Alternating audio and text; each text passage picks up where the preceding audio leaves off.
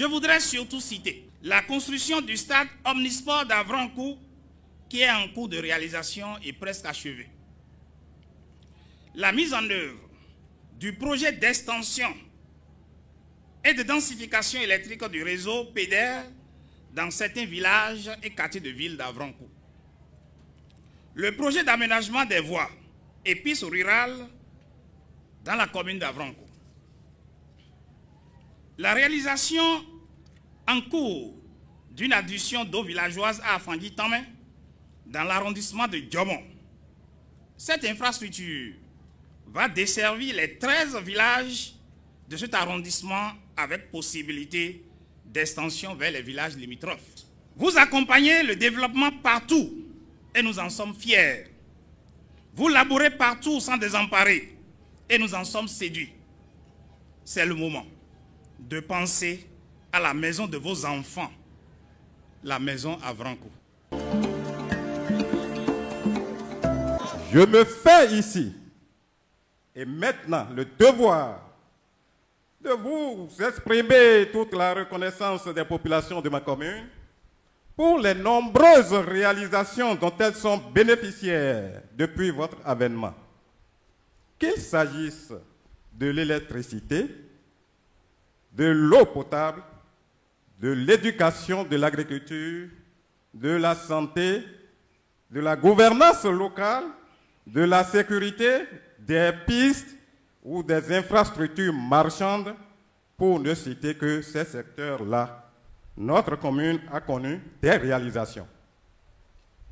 Excellence, Monsieur le Président de la République, l'histoire retiendra que c'est en votre temps que la commune de Dangbo a connu l'électrification de l'arrondissement de Beko, des villages de Zungué et de Yokon dans l'arrondissement de Zungué, le projet d'adduction d'eau villageoise où les arrondissements de Kessounou et de Beko sont en chantier, la mise en place du village aquacole de Morotokpa dans l'arrondissement central de Dangbo.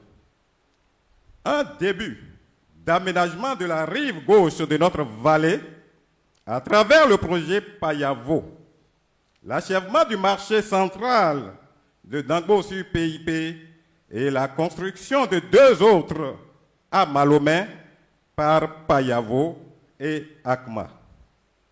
L'amorce de la résolution du déférent qui oppose agriculteurs et éleveurs sur le site de Gbefa Daro dans l'arrondissement de Kétin-Kouédomé.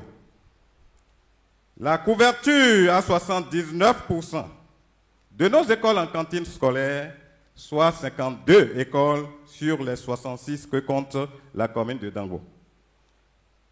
La nomination de certains cadres de la commune de Dangbo dans l'administration publique, dont un ancien ministre. Nous sommes aux anges, nous sommes dans l'allégresse, parce que jamais président de la République du Bénin n'a autant fait pour Porto-Novo, pour la région de la capitale. Et il nous rassure qu'il y aura d'autres choses qui vont être installées dans la capitale. Vraiment, c'est extraordinaire.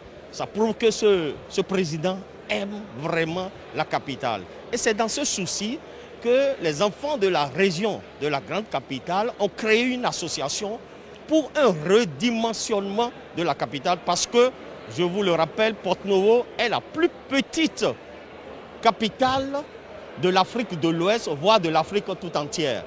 Donc, nous avons ce souci. Nous voulons qu'il y ait une réunification, n'est-ce pas, pour faire une grande capitale. C'est-à-dire quoi? Regrouper les communes Semepodi, Porto-Novo, Adjara, Avrancourt, Miserete et les Agégués pour en faire une seule municipalité. Et c'est ça qui va donner à notre pays vraiment une force. Ça va donner à la capitale, ça va permettre à la capitale d'avoir ses attributs de capitale. Le président a eu la faveur aujourd'hui de nous révéler à nous-mêmes. Le Béninois a appelé l'attention des Béninois que nous sommes sur la valeur intrinsèque de chacun de nous et que nous n'avons jamais eu la chance de conjuguer ensemble. Il nous a invités aujourd'hui à comprendre que ce résultat que nous magnifions dans Porto-Novo n'est pas le résultat de sa stratégie seule.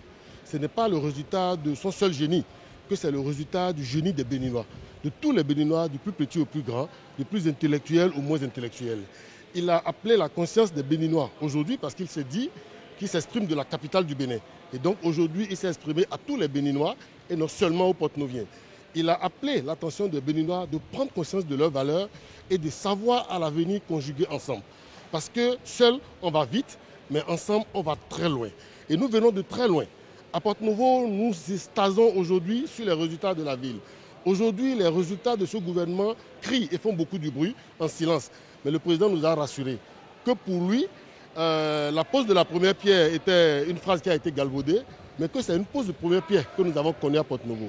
Que Porto-Novo va bénéficier encore de plus d'infrastructures. Porto-Novo va accueillir à l'avenir tous les sièges des institutions. Porto-Novo va bénéficier de tout ce que nous redoutons, le pont, les routes qui ont été déjà planifiées, le financement bouclé et que c'est juste question de temps, ça va se faire.